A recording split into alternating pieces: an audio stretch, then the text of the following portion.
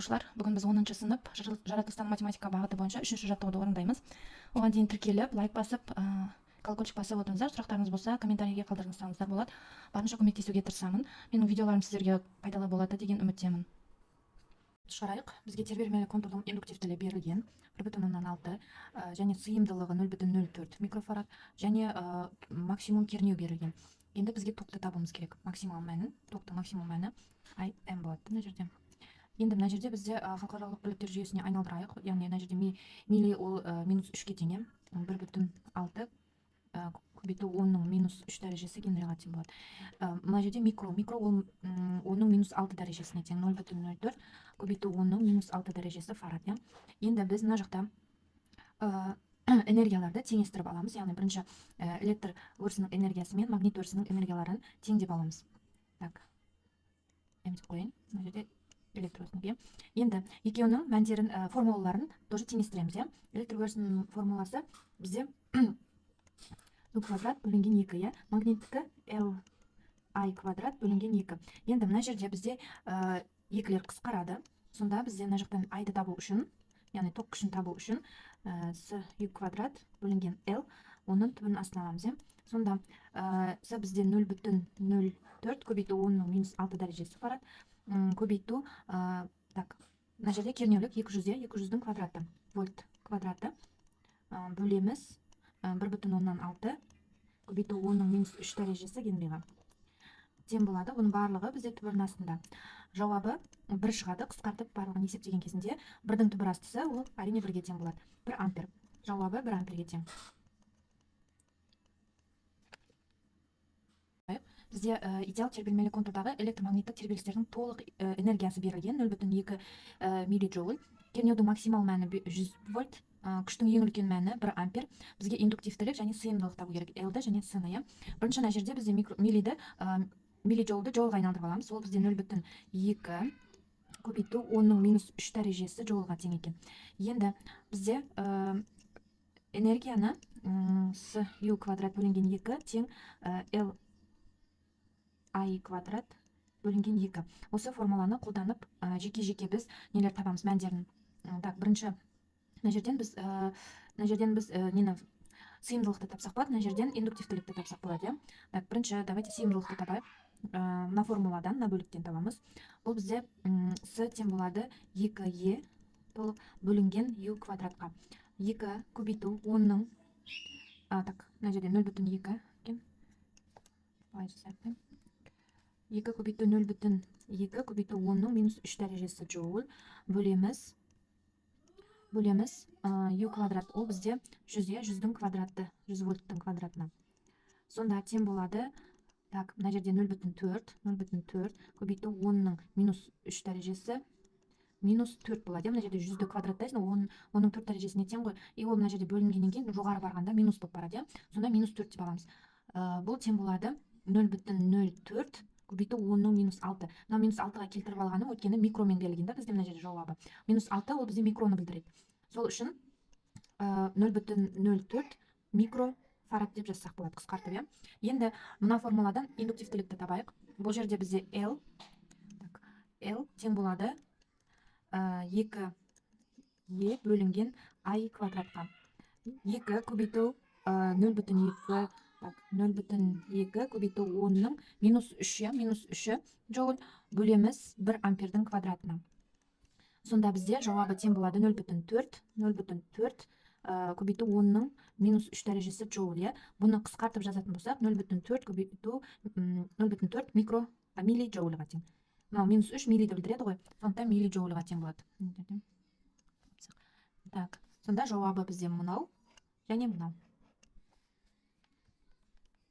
Үшінші есепті шығарамыз. Бізде диаметрі 20 см, 2 дөңгелек пластинадан тұратын ауа конденсаторының индуктивтілігі берілген. Енді бізге табуымыз керек кернеулікті. Бірінші халықаралық бірліктер жүйесіне айналдырып аламыз.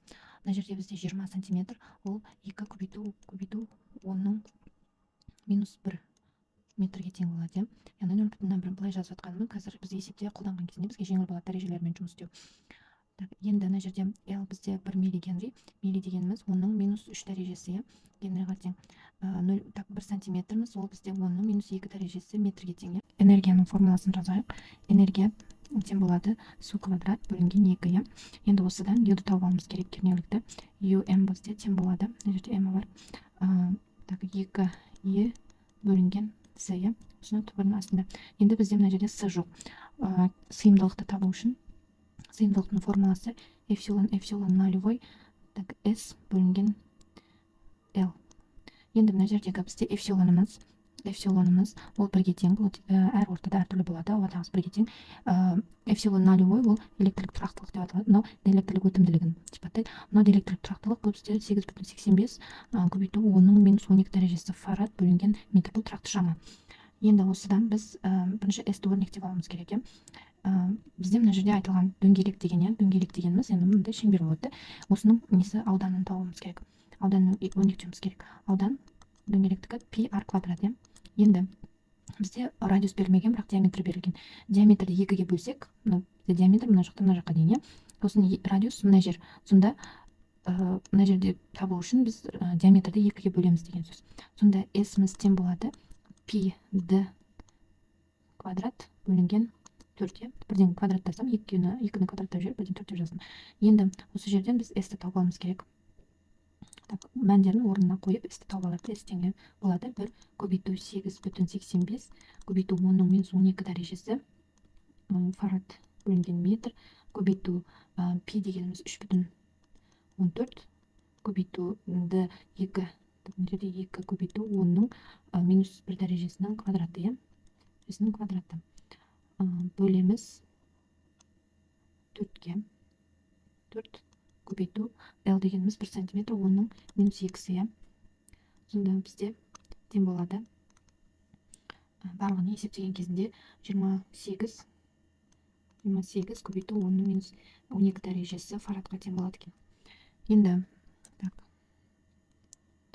қосып қояйық, қазір осының мәнін қолданамыз. Енді бізге мына жерге орнына қойып нені табу керек бізде? Бірінші энергия табу керек. Энергия бізде берілмеген. Энергия бізде тең болады Li квадрат бөлінген 2. Осы формуламен тауып аламыз.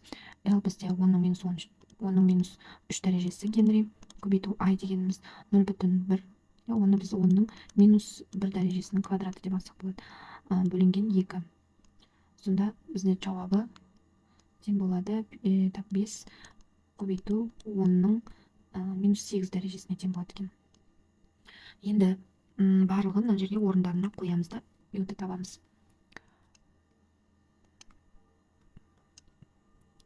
Так, орындарына қоямыз. M тең болады 2 көбейту 5 көбейту 10⁻8 дәрежесі. Мына бізде энергияны қойдық. Бөлеміз С 28 көбейту 10⁻12 дәрежесі. Осыны түбірдің астына аламыз. Так, мына жерде бізде 10 болып кетеді. 10-ды мына жер -8 -7 дәрежесі қалады. Так, мына жерде 1-ді 28-ге бөлсек 0,036 шығады екен. 0,036. Осыны көбейтеміз 10⁻7 -12 дәрежесіне. Минус өткені бізде бөлініп тұр. Минус 12-нің өзінің минусы бар. Сонда бізде тең болады 0,036 көбейту 10-ның плюс 5 болады екен. Плюс 5. Енді мына жерде біз осының екеуін көбейтсек 3600 шығады екен. 3600-ның түбірінің астын шығарсақ 600 вольт қалады екен. Жауабы мынау болады. Сонда 600 вольт. Төртінші есепті шығарайық. Бізге индуктивтілігі 31 миллигенри катушка астарлан ауданы S 20 см квадрат, арақашықтық 1 см, кедергісі 0, максимал мәні токтың 0,2 миллиампер. Так, енді бізге еще не берілген, кернеулік берілген максимал мәні. И бізге табуымыз керек конденсатордың астарындағы диэлектрлік өтімділікті. Ол эпсилон деп белгіленеді. Так, эпсилон белгіленеді. Енді бірінші халықаралық бірліктер жүйесіне аударамыз. 31 миллигенри дегеніміз ол 31 көбейту 10⁻3 дәрежесі генриге тең. Так, 20 см квадрат ол бізде 20 көбейту 10⁻4 деп ала берейік. Өйткені қазір есептеген кезінде дәрежемен жұмыс істеу оңайырақ болады бізге. Метр квадрат. Мына жерде 10⁻2 метрге тең 1 сантиметріміз. 0 мынау 0,2 көбейту 10⁻3 дәрежесі амперге тең.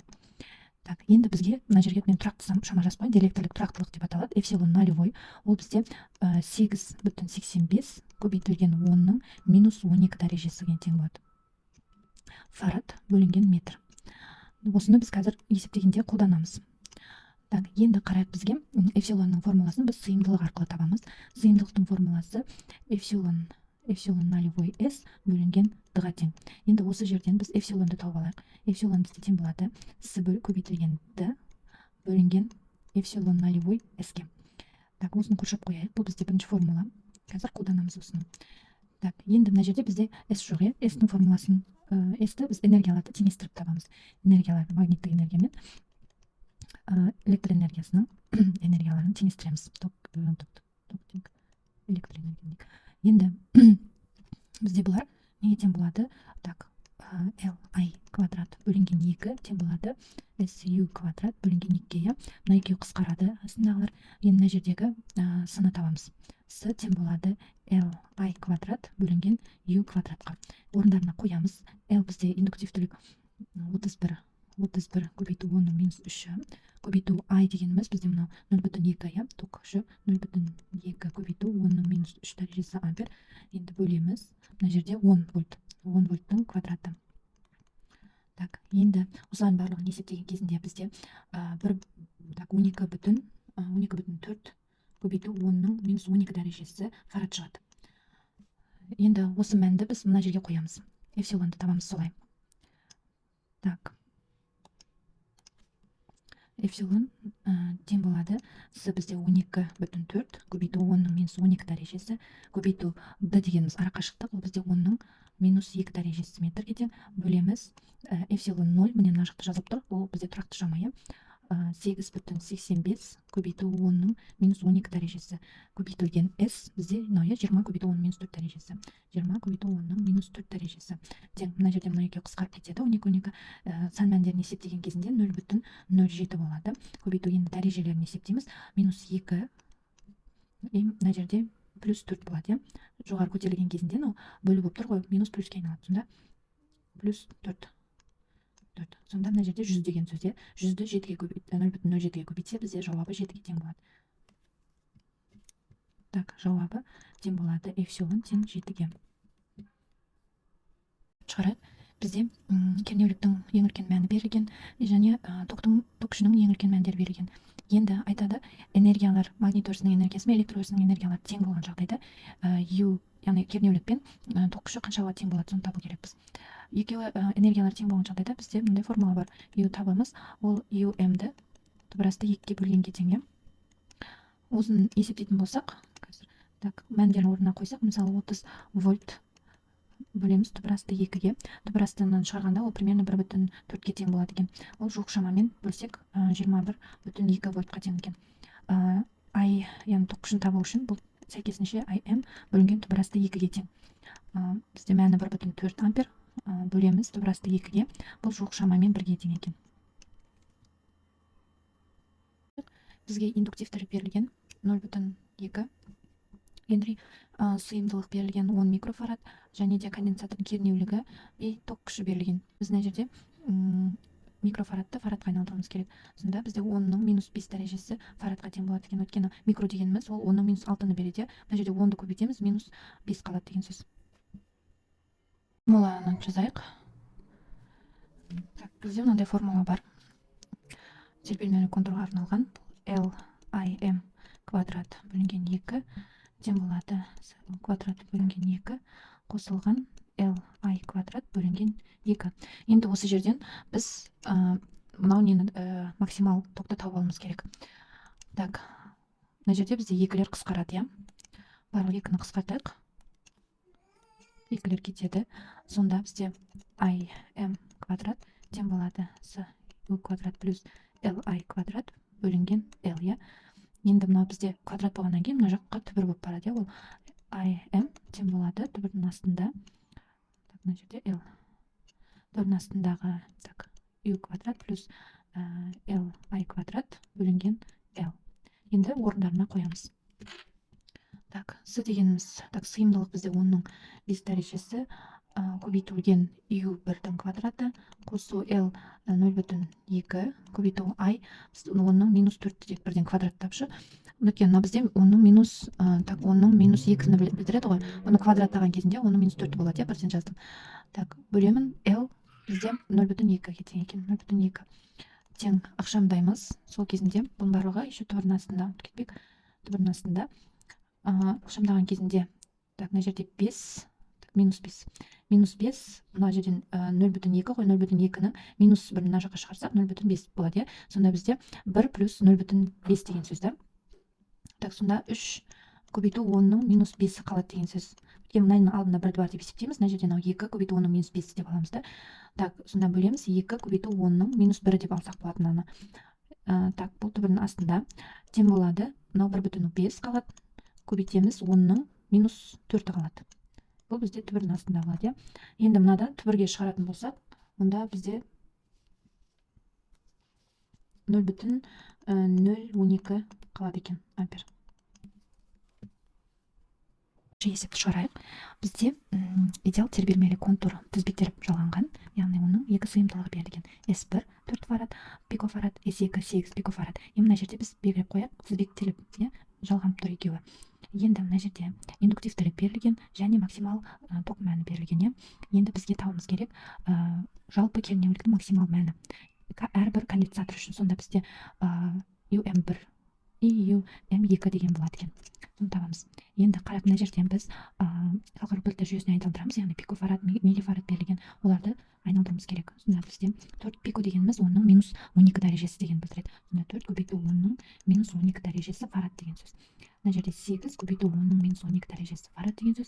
Мына жерде милли деген, ол біз білеміз 10-ның минус 3 дәрежесі. Сонда біз 4 көбейту 10-ның минус 4 дәрежесі деп алсақ болады. Мына жердегі 0-ды біз аударып жібердік, сол кезінде 4 болып тұр. Генри. Мына жерде 10 көбейту 10-ның минус 3 дәрежесі ампер болады екен. Енді біз бірінші мына жерде тізбектей деп жалғанғандықтан екі конденсатор, сол үшін тізбектей сыйымдылықтың тізбектей жалғанғандағы формуласын жазамыз. Ол бізде S1 S тең болады S1 көбейту S2 бөлінген S1 плюс S2-ге. Енді осының мәндерін орнына қояйық. 4 көбейту 10-ның минус 12 дәрежесі фарад, көбейту 8 көбейту 10-ның минус 12 дәрежесі фарад, бөлеміз 4 көбейту 10-ның минус 12 дәрежесі фарад, қосу 8 көбейту 10-ның минус 12 дәрежесі фарад. Тең болады. Так, ықшамдаған кезінде бізде жауабы 2,7 шығады екен. 2,7 көбейтілген 2,7 көбейту 10-ның минус 12 дәрежесі фарадқа тең болады. Енді келесі формула. Келесі бізде энергиялар теңестіреміз. L IM квадрат бөлінген 2 тең SU квадрат бөлінген 2. Мына жерде екілер кетеді. Бізге қажеттісі мына жерде U-ды тауып алу, максимал мәнін кернеуліктің.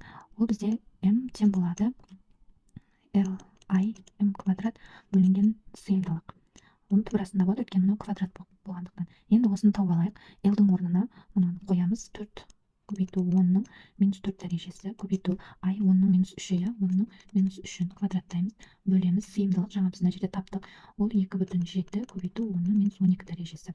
Осыны түбірге аламыз. Осыны есептеген кезінде бізде 12,26 шығады. 12,26. Калькулятормен есептенсеңіздер болады. 12,26 вольт болады. Енді біз Q1-ді, яғни Q2-ге тең деп аламыз. Енді осы екі енді тауып алайық. Формулаларын, зарядтың формулаларын жазайық. Ол бізде болады S1. Мына жерге жазайын мен қазір басқа цветпен шатаспас үшін. Так, S1 көбейтілген UM 1 тең болады S2 UM2-ге. Енді осыдан бізде UM мына жерде табылған, бұл жалпысы, жалпы жаңағы тербелмелі контурдың жалпы кернеулігі. Ал бізде кезек-кезек жеке-жеке нені табуымыз керек? Конденсаторлардың кернеуліктерін табуымыз керек. Ол бізде екі конденсатордың кернеуліктерінің қосындысынан тең болады. UM1-ге UM2-ге тең болады. Енді осыдан біз UM1-ді тауып алайық. UM1-ді тауып алайық. Ол бізде UM минус UM2-ге. Енді осы формуланы қошып қояйын. Қазір біз мына жаққа алып келеміз. Мынаны орнына қоямыз. S1 UM1-дің орнына қоямыз. Сонда UM минус UM2 тең болады C2 UM2, иә. Енді орындарына мәнді қояйық. С1 бізде берілген, ол 4 көбейту 10-ның минус 12 дәрежесі, иә. 4 көбейту 10-ның минус 12 дәрежесі. Так, UM бізде жаңа таптық, ол 12,26-ға тең. 12,26 көбейтілген UM2 тең 8 көбейту 10-ның минус 12 дәрежесі UM2, иә. Енді қарайық, мына жерде біз қысқартып жүре аламыз мынаны и мынаны. Сонда мына жерде 2 қалады. Енді так, мынаны былай бөліп қояйын. Мына жақта жалғасы, иә. Сонда мына жерде бізде 12,26 азайту UM2 тең болады 2 UM2-ге. Енді мынау UM2-ні мына жаққа шығарған кезінде бізде 3 UM2 тең 12,26 қалады екен. Осы екеуін бөлеміз. Енді 12,26-ны 3-ке бөлген кезінде UM2 тең болады 4,1-ге. Вот. Енді UM1-ді табу үшін бізде жалпы кернеуліктен просто азайтамыз, иә. Оны мен мына жаққа жазайын. Одан кейін былай келеді. Так, сонда UM1 бізде тең болады 12,26-дан 4,1-ді азайтамыз вольтты. Сонда тең болады 8,2 вольт. Сонда жауап бізде мынау и мынау болады. Есеп шығарайық. Бізге бұл жерде теңдеу жазуымыз керек. Так, мен мына жақтан басқа цвет алайын. Так, бұл жерде теңдеу жазуымыз керек, иә. Токтың теңдеуін, зарядтың теңдеуін жазуымыз керек екен. Енді бізде 2,5 көбейту 10-ның минус 6 дәрежесі фарад. Мына жерде 0,5 көбейту 10-ның минус 6 дәрежесі фарадқа тең. Енді формула бойынша теңдеуі Q тең болады QM косинус омега Т-ға. Енді қарайық, бізде омега деген жоқ. Омеганы табу үшін ол бізде 2π бөлінген Т-ға. Енді Т-ның формуласы тербелістігі ол 2π LS-ге тең екен. Енді біз мына формуланы мына жерге әкеп қоямыз. Сонда омега тең болады 2π бөлінген 2π LS, иә. Мына екеуі қысқарады. Сонда тең 1 бөлінген LS-ге. Енді мына жерде формуладан орындарына қойып шығып омеганы табамыз. Так, сонда 1, мына жерде L дегеніміз бізде 1 генри, көбейту С дегеніміз 2,5 көбейту 10-ның минус 6 дәрежесі. Осы түбір астында, иә. Енді мына түбір астынан минус 3 болып шығады. Мынау 2,5 түбір астысы бізде 1,58-ге тең екен. Сонда яқта былай болады. 1,58 төбеге 10-ның 3 дәрежесі болып барады. Минус 3 бірден төбеге жібердім. 10-ның 3 дәрежесі. Енді екеуін бөлетін болсақ, бізде жауап 632 шығады екен. Радиан бөлінген секунд. Мына жерде 630 деп алған жоқтар. Ал былай есептеген кезінде 632 шығады. Енді осыны пайдаланып, мына формуланы құрастырамыз. Так, бізде Q болады тең QM бізде берілген, мынау 0,5 көбейту 10-ның минус 6 дәрежесі косинус, мынау омега бізде 632 и Т-ны жазамыз. Жауабы осы болады. 9-шы есеп шығарайық. Бізде индуктивтілік 0,1 генри, катушканың сыйымдылығы 2 микрофарад. Енді бізге тербеліс беруін табуымыз керек. Бірінші микрофарадты фарадқа айналдырып алайық. Так, ол бізде микро дегеніміз 10-ның минус 6-сы, сонда 2 көбейту 10-ның минус 6 дәрежесі фарадқа тең екен. Енді бізде периодтың формуласы тең болады 2π LS. Осы формулаға қойып периодты табамыз. Т тең 2 пи бізде 3,14. Түбірдің астында L-ымыз бізде 0,1 көбейтеміз 2 көбейту 10-ның минус 6 дәрежесі. Енді қарайық, минус 6 түбірден шыққан кезінде оның минус 3 болып шығады. Ал 0,1-ді 2-ге көбейтіп түбірден шығарған кезінде ол бізде 0,45-ге тең болады. Мына екеуін көбейтіп, бірінші көбейтек 6,28 болады. 8 көбейтеміз. Мына екеуін 0,2-ның түбірінен шығарсақ 0,45 болады. Көбейтеміз 0,6-ны түбірден шығарсақ 10-ның минус 3 шығады. 10-ның минус 6-ын шығарған болсақ 10-ның минус 3 шығады түбірден. Сонда тең болады. Осы шаманы орындаған кезінде бізде 2,8 көбейту 10-ның минус 3 дәрежесі секундқа тең болады. Шығарайық. Бізге индуктивтілік берілген, тербеліс жиілігі берген. Енді сыйымдылықты табуымыз керек. Біз бірінші жиілікті пайдалана отырып, жиілікті жалпы периодпен сипаттап алуымыз керек. Бұл тең болады 1 бөлінген Т-ға. Ал Т-ның формуласы біз білеміз, ол 2π LS. Енді осы формуланы пайдаланып біз осы жерден с-ны табамыз керек. Яғни мю тең 1 бөлінген 2 пи түбірінің астында лс. Енді мына түбірден құтылу үшін біз екі жақты квадраттаймыз деген сөз. Сонда бізде мю квадрат тең болады 1 бөлінген 4 пи квадрат лс. Енді осы жерден с тең болады 1 бөлінген 4 пи квадрат л көбейтілген мю квадрат. Енді мәндерін қояйық. Сонда бізде 4 көбейту 3,14 квадраты көбейту l дегеніміз бізде 4, 0,04 қой, біз оны былай жасайық, 4 көбейту оның минус 2-сі деп жасайық. Сол кезінде бізге қазір ықшамдағанда оңай болады. Мына жерде 800-дің квадраты бізде 64 көбейту оның 4 дәрежесі. Осылай бөліп жасайық, чтобы дәрежелерді қазір біз ықшамдаймыз. Сонда бізде болады, мына жерде мәні, мынау сан мәндерді көбейтетін болсақ, барлығы бізде 10.000 болады екен да, жуық шамамен 10.000 болады екен. Соны біз 10-ның 4 дәрежесі деп алдық. Ол бізде 4-ті 3,14-дің квадратына көбейткенде, оны 64-ке көбейткен кезінде бізде 10-ның 4 дәрежесі шығады екен.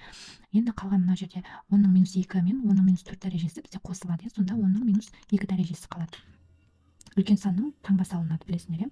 Сонда бізде 1 бөлінген 10-ның 6 дәрежесі, ол 10-ның минус 6 дәрежесін береді. Минус 6 дәрежесі фарад. Оны біз 1 микрофарад деп алсақ болады екен. Бізде конденсаторның зарядының формуласы берілген, теңдеуі берілген. То есть уақыт т бөлінген 8 болған кезіндегі зарядтың мәнін табуымыз керек. Так, бірінші формуланы жазып қояйық мына жерде. Q тең болады 0,03 косинус 10-ның 5 дәрежесі пи тиға тең. Негізгі формуласы бізде Q тең QM косинус омега 0 тыға тең. Енді қарайық, бізде мына жерде омегамыз 10-ның минус 5 дәрежесі пи болып тұр. 10-ның 5 дәрежесі пи бізде омегаға тең болады.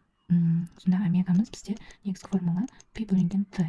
Енді осы жерден біз т-ны тауып алсақ, т тең болады 2 пи бөлінген омега.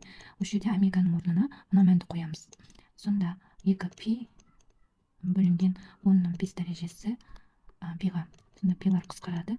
Сонда 2 көбейту 10-ның минус 5 дәрежесін қалады екен.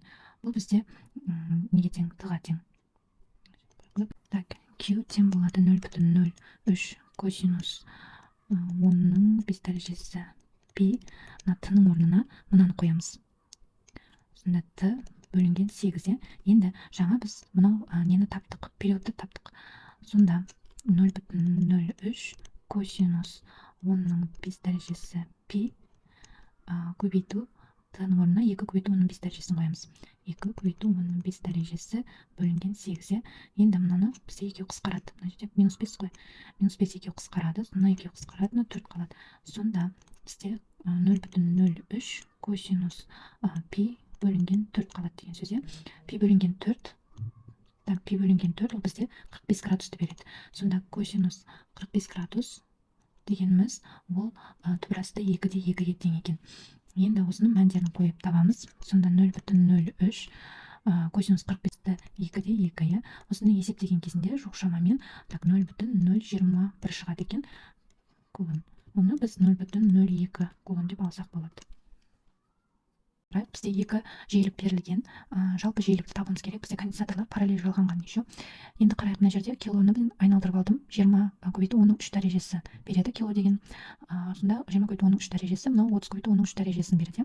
Енді бірінші мына жаққа мен конденсатордың формуласын жазып қояйын. Параллель жалғанған үшін ол бізде с жалпы тең болады с1 қосылған с2-ге. Қазір осы формуланы қолданамыз. Бұны бір деп қояйын. Енді бізде жиілік берілген ғой, оны немен периодпен өрнектейміз. Сонда 1 бөлінген 2 пи түбірінің астында l с-ға тең. L с-ға тең. Енді осы жерден с-ны тауып алайық. С бізде тең болады. Барлық жерін екі жақты квадраттаймыз. Сонда 1 бөлінген 4 пи квадрат l мю квадрат болады екен. Енді осы с-ны мынау формулаға қоямыз. Былай қошап қояйын. Бұл бізде екінші формула. Мынау с-ның формуласын мынау бірінші формулаға кеп қоямыз. Так, жалпы үшін бізде 1 бөлінген 4 пи квадрат l мю квадрат жалпы тең болады 1 бөлінген 4 пи квадрат L мю 1 квадрат қосылған 1 бөлінген 4 пи квадрат L мю 2-нің квадраты. Енді мына жерде бізде мыналар қысқарады.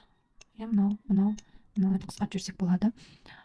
Сонда бізде қалады 1 бөлінген мю жалпының квадраты тең 1 бөлінген мю 1-дің квадраты қосу 1 бөлінген мю 2-нің квадратына. Так, енді біз мыналарды орындарына қойып, мю жалпыны тапсақ болады. Так, бірден орнына қоя берейік. Мю жалпының квадраты тең болады 1 бөлінген 2 көбейту 10-ның 4 дәрежесі деп жазамыз. Мынаны 0-ды мына жаққа жіберіп жібердім. Қосамыз 1 бөлінген мынау квадрат бар еще. 3 көбейту 10-ның 4 дәрежесінің квадраты бар, Так, сонда квадраттан шығарған кезінде бізде болады 1 бөлінген мю жалпының квадраты тең, мынаны квадраттаймыз, сонда 1 бөлінген 4 көбейту 10-ның 8 дәрежесін береді екен. Қосамыз, мынау 9 көбейту 10-ның 8 дәрежесін береді.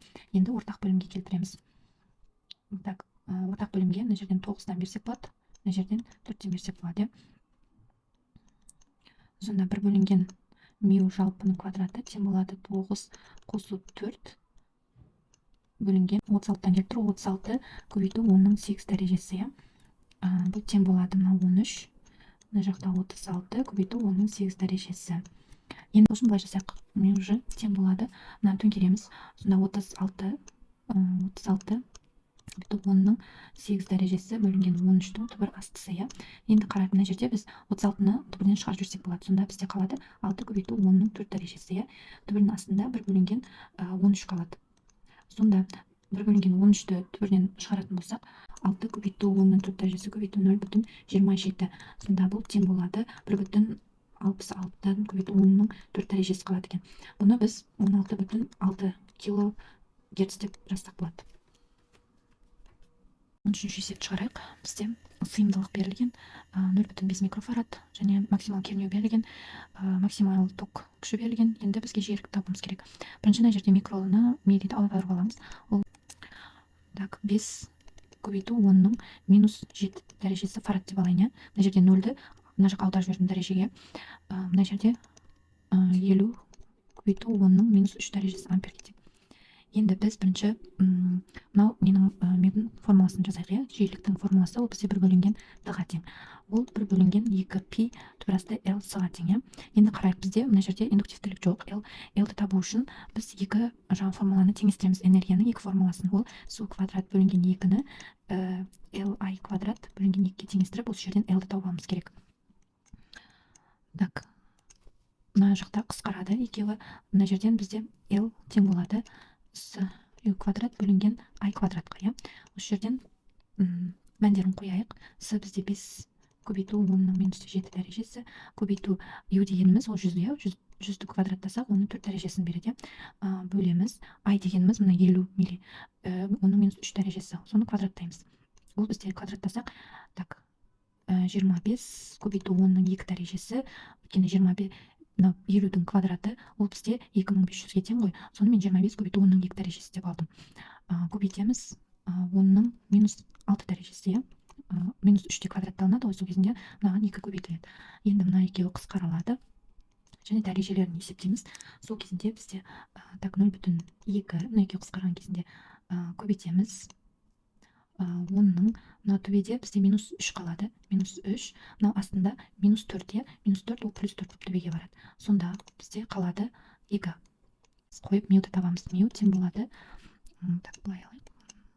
Мю тең болады 1 бөлінген, мына формуланы қолданып жатырмыз. 2 көбейту 3,14 көбейту түбірдің астында L бізде 2-ге тең. С бізде 5 көбейту 10-ның -7 дәрежесі. Тең болады. Сонда 1 бөлінген, мынау 2 екеуін көбейтсек 6,28 көбейтеміз. Мына екеуі көбейткен кезінде 10 болады. 10-нан көбейтсең -6, -6-ның 4-ден шығарған кезінде 10-ның -3 болады деген сөз. Енді 1-ді 6,28-ге бөлген кезінде бізде 0, жуық шамамен шығады. Жуық шамамен 0,160 деп алайық. Өйткені бірақ есептеген кезінде 0,159 негізі шығады. біз 0,160 деп алайық. Мынаған келтіру үшін мәніне көбейтеміз. 10-ның 3 дәрежесі. Мынаған көбейтсек, бізде 160 герц шығады екен. Так, бізде сыйымдылықтары бірдей, 3 конденсатор берілген, индуктивтілігі бірдей. Енді бізге периодтарының қатынасын табу керек. Егер де параллель жалғанса, одан кейін тізбекте жалғанса, яғни табу керек бізде т параллель, т тізбектейдің қатынасы қанша есе өсетінін табуымыз керек. Бірінші параллель жалғанған кезінде S параллель ол тең болады S1 плюс S2 плюс S3. Еще мына жерде бізде S1 тең S2-ге тең S3-ге. Осыдан біз үшеуі де тең болатын болса, значит 3S деп алсақ болады. Ал тізбектей жалғанған кезінде S тізбекте болғанда ол бізде былай болады формуласы. 1 бөлінген S тізбекте ол бізде тең шрик 1 бөлінген S1 плюс 1 бөлінген S2 плюс 1 бөлінген S3-ге тең екен. Енді бұл ықшамдайтын болсақ, мынаның барлығы тең ғой. Сол үшін 3 бөлінген S-ні береді екен. Енді S тізбектей ол бізде S бөлінген 3-ге тең. Енді біз мына жерде мәндерін қоямыз орнына. Яғни Т бізде тербеліс периоды ол 2π көбейтілген L с-ға тең ғой. Енді сәйкестігінше параллель үшін және тізбектей үшін қойып с-ларды мына екеуінің қатынасын табады екенбіз. Так, былай жазайық. Т параллель үшін бірінші, Т тізбектей үшін екі формуланы кейде жазамыз. Так, мына жерде 2π L көбейтілген. Так, мына жерде параллель үшін 3с, иә? 3с дейміз. Мына жақта 2π турнасында L көбейтілген. Мына жақта с бөлінген 3, иә? С бөлінген 3-ге. Сонда тең болады. Мына жақта мына екеуі кетеді. Қысқарады. Сонда қалады. Турнасында 3с бөлінген с. Мынау 3 түбеге барады. Сонда 3 мына жаққа келеді. Мына екеуі қысқарады. Турнасындағы 9. Ол бізде 3-ге тең. Сонда Т параллель, одан кейін Т тізбекте жалғанған кезінде бізде период 3 есе өзгереді. 15-ші есепті шығарайық. Бізде сыйымдылық берілген, индуктивтілік берілген. Енді мына жерде энергия өрісінің, конденсаттың электр өрісінің энергиясы мен катушканың магнит өрісінің энергиясы тең болған кезінде қанша уақытта тең болады деген. Енді осы шартқа байланысты С бөлінген 2 тең болады С квадрат бөлінген 2 плюс Li квадрат бөлінген 2-ге. Бізде жалпы энергиямыз осыған тең болады. Енді айтады мына жерде электр өрісінің энергиясы магнит өрісінің энергиясына тең деген сөз. Значит, бізде С-U квадрат бөлінген 2 ол бізде Li квадрат бөлінген 2-ге тең. Екеуі тең деген сөз. То есть мынаның орнына біз мына жерде мынаны қоя аламыз деген сөз. Сонда бізде С-U М квадрат бөлінген 2 тең болады. Мынаның орнына мынаны қоятын болсақ, онда бізде 2 так, мына жерде С-U квадрат бөлінген 2 плюс С-U квадрат бөлінген 2 қалады деген сөз. Мына жақта барлық нелерді қысқартсақ, екілерді. И ықшамдаған кезінде С-U М квадрат тең 2 С-U квадрат деген сөз. С-лар кетеді тоже. Сонда U М бізде қалады. Түбірасты 2 U-ға тең екен. Енді формуланы жазайық. Осы U кернеулікке байланысты теңдеуде бізде U тең болады. U М косинус омега Т. Косинус омега Т. Енді мынау U М-ді мына орнына қойған кезінде U тең болады. Түбірасты 2 U косинус омега Т. 2 нолевой Т. Мына жерде мыналар қысқарады. U-лар қысқарады. Сонда бізде қалады 1 тең түбірасты 2 косинус омега нолевой Т қалады екен. Енді мынау түбірастын мына жаққа жіберетін болсақ, онда бізде 1 бөлінген түбірасты 2 косинус омега нолевой Т деген сөз. Енді қарайық. Мен мына жаққа жазайын. Түбірасты 1 бөлінген түбірасты 2-ні мынаны аударсақ, бұл бізде түбірасты 2 бөлінген 2-ге тең болады. Екеуі тең. То есть түбірасты 2-ге көбейтіп жіберетін болсақ, 2 алымында бөлімінде мынаған тең болады. И бұл бізде косинус неше градуста? Түбірасты 2-де 2-ге тең болады. Косинус 45 градуста екен. 45 градуста бізде түбірасты 2-де 2-ге тең екен. 45 градус дегеніміз ол пи бөлінген, так, 45 градус ол пи бөлінген 4-ге тең. Сонда мына жерде біз былай жазсақ болады. Косинус пи бөлінген 4 деп алсақ болады. Ол тең болады косинус, омега нолевойдың формуласы. Мына жерде біз білеміз, ол 2π бөлінген Т-ға тең. Осыны аламыз. 2π бөлінген т көбейтілген т, иә. Енді мына жерде бізде косинустар қысқарса, мыналар қысқарса, мынау кетсе, косинустар кетсе, сосын бізде қалады 1 бөлінген 4 тең 2 т бөлінген т. Мынау бізде т. Иә, осыдан т-ны табайық, уақытты. Уақыт ол бізде т бөлінген 8-ге тең екен. Осы формуланы қоршап қояйын. Қазір біз ол жерге периодтың мәнін қоямыз. Солай уақытты табуымыз керек. Мынау бізде қазір қолданатын формула. Енді периодты тауып алайық. Периодтың формуласы ол 2π түбірасты лс, иә. Осының мәндерін қоямыз. 2 көбейту 3,14. Мына жерде, мына жақта микро дегеніміз 10-6 дәрежесі ғой. Сонда мына жерде 0,5 көбейту 10-6 дәрежесі, көбейту L5 көбейту 10-3 дәрежесі, иә. Микро деген, милли дегеніміз -3 тең болады. Біз 1,4 көбейту 10-5 дәрежесі болады екен. -5 дәрежесі болады екен. Енді осыны периодты мына формулаға қойып уақытты табамыз. Тең болады 31,4 көбейту 10-5 дәрежесін бөлеміз 8-ге. Сонда бізде жауабы 3,9 көбейту 10-5 дәрежесі секундқа тең.